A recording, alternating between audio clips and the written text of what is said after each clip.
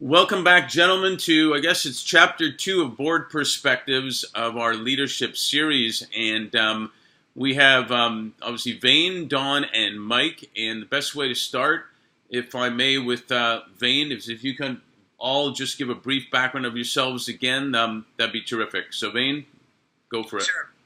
So great to be part of the group here, Mark, and talking further about board composition. My name is Vane Clayton. I'm the CEO of a company called KPA Services based in Colorado. I'm also the executive chairman of KPA. I also serve with Mike on the board of Ironclad, which is a public company building gloves for the industrial athlete, and I'm the chairman of Ironclad on the board. I've been in the CEO, chairman role for the last 25 years and run 4 different companies. KPA is currently around $30 million in revenue and profitable, growing about 20% per year. Terrific. Thanks, and welcome back. Don, you're up. Okay, I'm a retired partner from Deloitte and Touche, 36 years. I'm currently on a faculty in the master's program at Pepperdine University, and I do a fair amount of consulting as well as multiple board positions.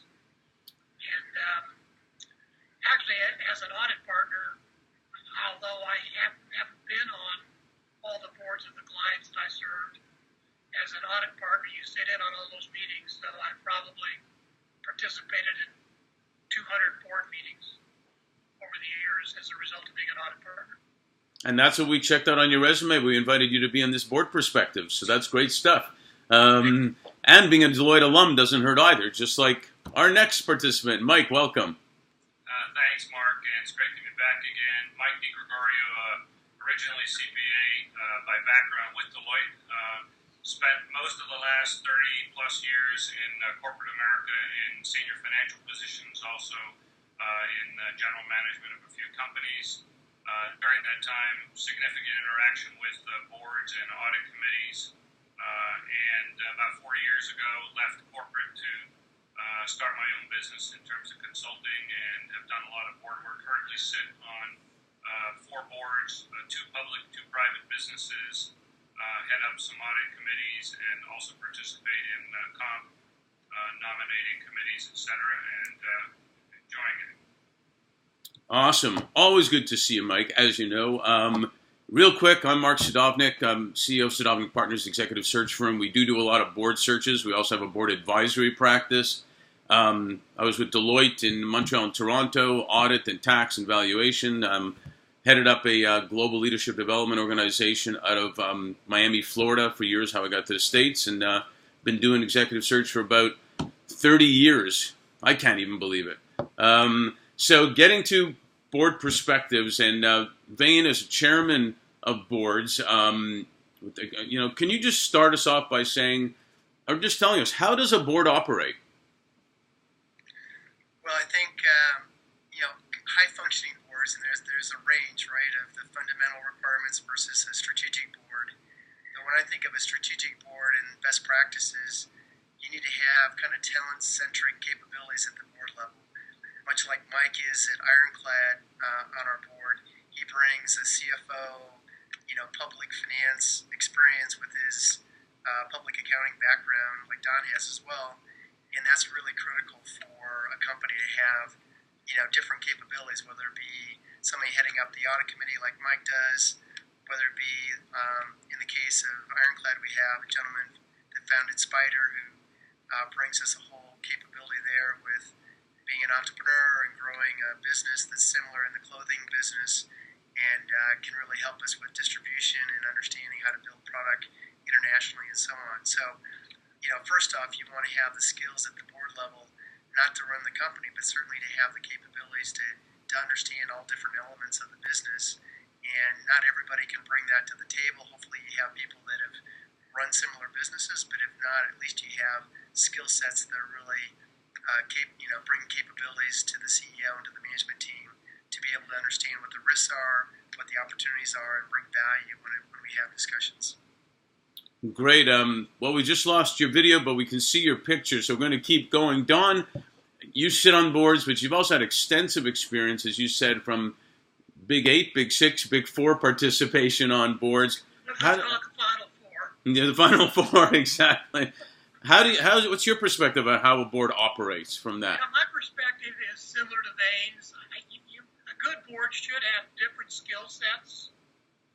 So people like myself and Mike would bring more of a financial skill set, but I think a good board would certainly have some legal skills, most likely an attorney.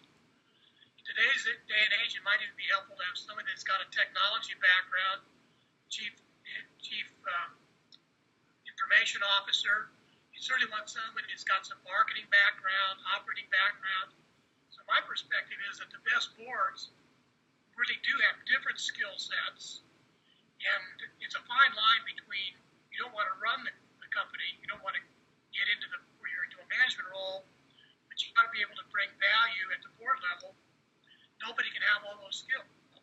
Like a good board has different skills, and then it's up to the board members to work together, respect each other's opinions, and become cohesive. And Mike, segueing from that, and actually maybe even into our next part of this, you've had experience with big boards, presenting the big boards. You've had experience sitting on different types of boards, from even startups on. What's the differences on how these different boards operate in those different situations? Well, I mean, the reality is they are very different. Obviously, larger companies, let's say a large public company, there's, call it typically a lot more formality about the board meeting in terms of agendas. The subject matter that will be covered are typically pretty detailed agendas and timelines and things like that. Who's going to present? In smaller companies, they tend to be a little more ad hoc, a little more smaller, typically maybe smaller boards. There's more kind of general conversation around the business and strategy. So they are quite different. I think one of the very interesting dynamics and very importantly setting the tone to your core question of how the board operates, I think very importantly what we've seen is the relationship between the chairman of the board and the CEO in cases that they're different. In many cases they are obviously today, or lead director. I think that interaction and dialogue goes a long way in kind of setting the tone and the process for how board meetings are planned and carried out. Hey Vane, we see your mug on the screen. Are you still there? Oh, you betcha. Cool. Can you then add to what Mike just said? And it's a too general question, probably, say what does a board actually do? But what does a board actually do to someone that is, let's say, in a young company and starting to create a board? Let's start with that. What should they expect the board to do for them? Well, the goal of the CEO obviously is to run the company and set the financial budget and all the execution that goes with that. However, the board has the ability to hire and fire the CEO in theory, and certainly to give input on his plan. Right? They're not there to manage the plan, but they're certainly there to provide guidance as far as if it's a realistic plan based upon what they know and what's shared with them. So I think it starts with, to Mike's point, the chairman or lead director and the CEO kind of have to see eye to eye on where the company's going, what the strategy is, what the plan of attack is. If it's a younger company like you just described, Mark, then as a CEO you'd want to bring not just your friends on the board, but people that can really add value to make sure you're not missing a dark spot or a blind spot that you might miss otherwise, whether it's a change in the market direction, whether it's an opportunity, or whether it's an execution type issue that as you scale and go through different glass ceilings you'll need to make sure you're accountable to.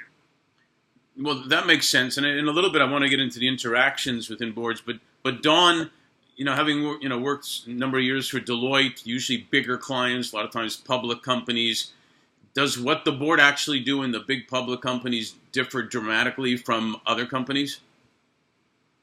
I think so. I think the larger companies probably have a more professional management skill set, where smaller companies don't. And so I think with a smaller board, you probably get closer to the line in terms of managing, whereas in a bigger company, you don't need to be that close. So a lot of times a small company may not have a really top-line chief financial officer, for example.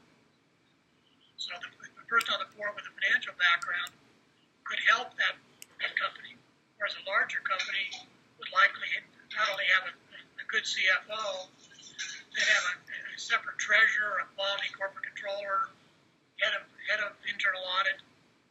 So at that point, they're well run, and your job really becomes a little more strategic as opposed to a little more hands-on. Have you found that when a company goes public, they generally will change their board? Yes. Yes, they will. Matter of fact, that change will usually take place before they go public. Mark, you've asked, how do you think about the objective or function of the board? And I think there's a couple words I think that can generally describe it, which is a sounding board. And the reality is a good board in a way is a sounding board to really test, because as Vane said, is management's there to run the company, and one of the objectives of the board is to participate in the strategy, the company's strategy for maximizing shareholder value, especially again in a public company. And so you're trying to make sure that that management is thinking about all the right alternatives, opportunities, where they're investing, and so the board does become a sounding board for ideas of management that help shape their thought process about business strategy and also execution. But again, it's very interesting.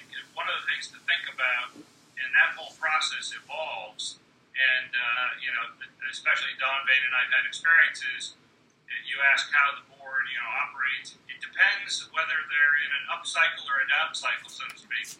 Because honestly, companies that are doing well, I would say, I think it's a fair statement. Sometimes they tend to be management that's at the board table, whether it's a CEO or others. They sometimes tend to be a little cocky, quite honestly. And it's kind of like when things are going well, this is what we're doing, this is how we're doing it, and sometimes they take offense to people challenging them with ideas, whereas companies that may be struggling, we'd like to think that they're reaching out to their board more for help and participation, although that doesn't always happen, because they sometimes get worried about their position, in management as well. So it's an interesting dynamic of where you are in your kind of business growth cycle and how your earnings are developing, et cetera. It's a great comment at this point that I'd like all of you to talk about a little bit. And Mike, you had shared a release that Deloitte had put out about that. The board is greater than the sum of their parts, basically, and a lot of it was about business chemistry and Vane. Some of the stuff they brought up about was what we look at a lot, obviously, when we do searches for boards is the right mix. And I know we talk a little bit about, I compare a lot of teams to sports teams, and there's chemistry on sports teams. There's a lot of when you look at a board member to bring onto a board, they talked about having to look at, does the board member, is he very detailed? He wants to look at every detail, or are there some board members that prefer to debate versus getting a decision, and some board members, they don't like small talk, but yet they'll be pretty good at ruffling feathers on the board and all that. Vane, how do you determine the right mix so that it works? Well, that's always the challenge, right? Because you've got a couple factors going on. One is as you're adding a board member or two or building out a board, you're looking for all the chemistry issues that you just mentioned, and also that we talked about earlier with Don and I about being talent-centric and having specific skill sets. You also have the factor of, are you representing certain investors that have invested in the company, and do they need representation on the board? And they may or may not fit the chemistry aspect that you're asking about, or the talent aspect, but because they're a major investor, they want to have a board seat or two.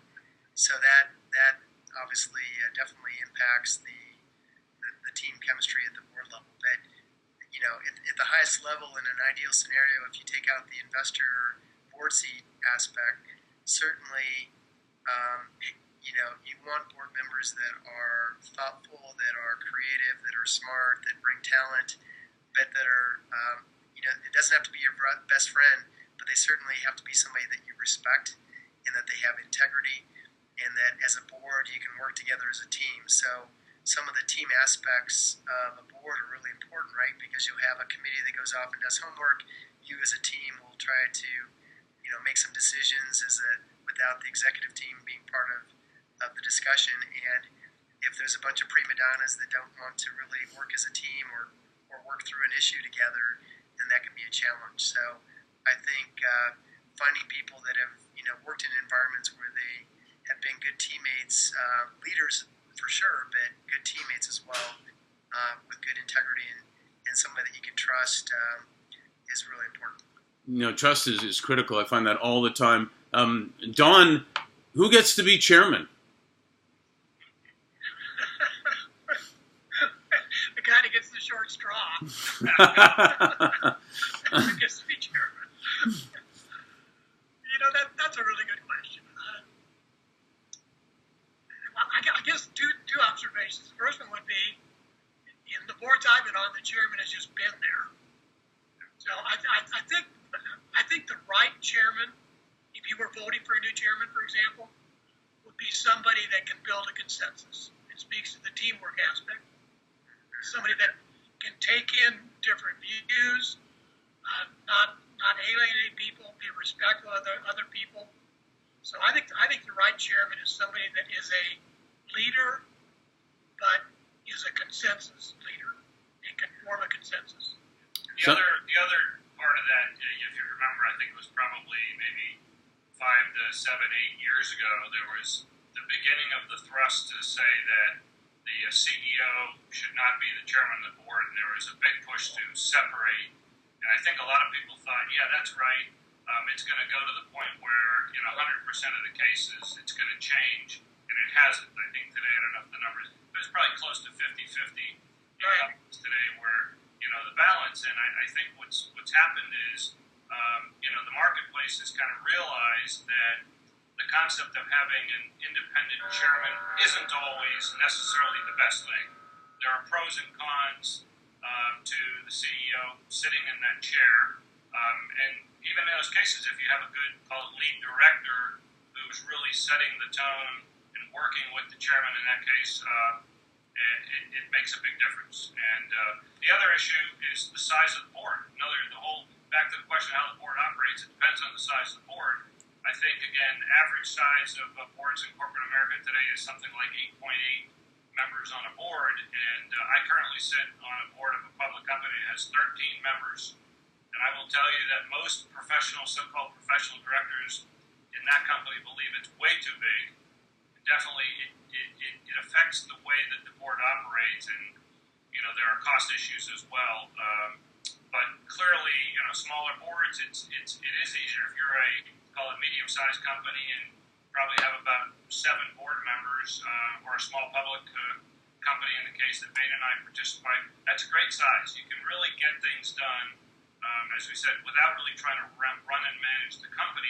The dynamics between board members and the CEO and the CFO are important. And, again, the boards that I've been involved in, even going back to my days in corporate as a CFO and today, is I believe it's important to have, call it, the management team, the executive management team, or a good part of them present and participating and presenting in almost every board meeting.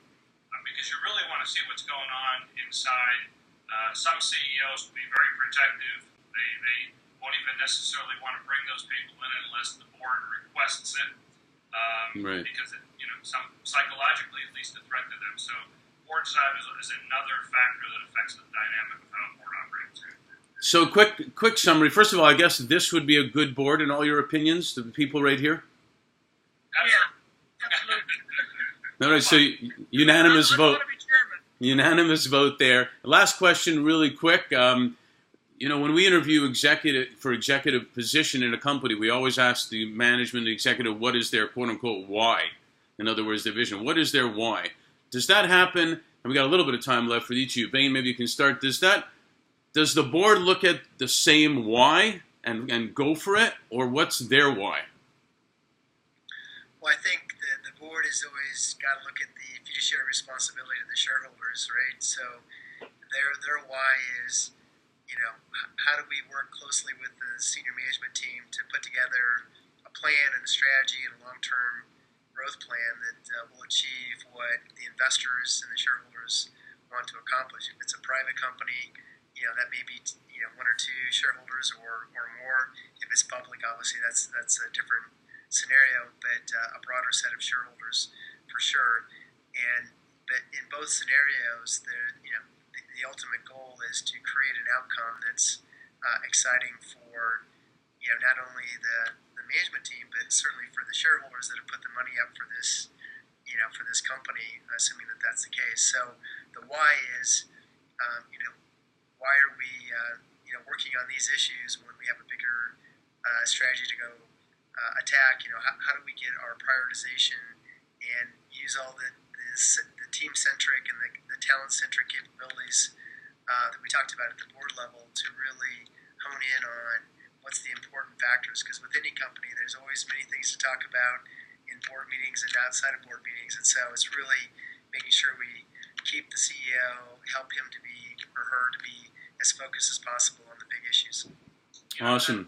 That's a good point. I agree with what Vane said, but I think it is very important, Mark. And you asked about dynamics between board members and interaction. I will say Don and I, for example, were involved in a board where honestly we'd have a lot of, call it, board calls between the independent directors before and after meetings, because the dynamics sometimes can be challenging, and it's important to not try to convince each other of the right thing to do, or to jump on the bandwagon, but really to understand the perspectives of the board members, because sometimes in a board meeting you really don't have all the time you'd really like. Boards, good board meetings can go on for days if you're doing all the right things. Sure. They could go on for days in dialogue about business strategy, but you typically don't have that. And sometimes it's important outside the meetings to understand people's perspectives on issues, and where sometimes management will push back or the CEO will push back. It presents challenges, and you really have to think, prior to the next board meeting, how you're going to approach it, and always with the objective of trying, like Vane said, to try to do the right thing and maximize value. But the dynamics sometimes can be challenging, for sure. Final word, Don, as chairman of the board. The short straw man. One of the why things, particularly, for example, the company that Mike was referring to, where we worked together and had a lot of fun, by the way. A lot of times, particularly the senior management, have been there a long time, and they're used to doing it a certain way. And I think one of the things that the board can bring to the table is people that have come from different companies in a similar industry, or even different industries, asking, why do we do it this way? How about another way of looking at it? Sure. That's something that I think that a good board can bring to the table. I can tell you from a public accounting point of view, you have to rotate audit partners every 5 years. Mm-hmm. Well, I've been a partner where I rotate onto a job, and I ask the existing partner, why are we doing the audit this way? And I've been the partner that's rotating off, where the new partner comes on and says, why do we do it this way? And the answer sometimes is, that's a really good question. We haven't thought of doing it another way. Yeah, it should never be we always do it this way. It should always have a new look. Gentlemen, Vane, Don, Mike, thanks so much, and we look forward to Chapter 3 of Board Perspective. So thanks very much. Okay, take care, you guys. Yep, thanks, Mark.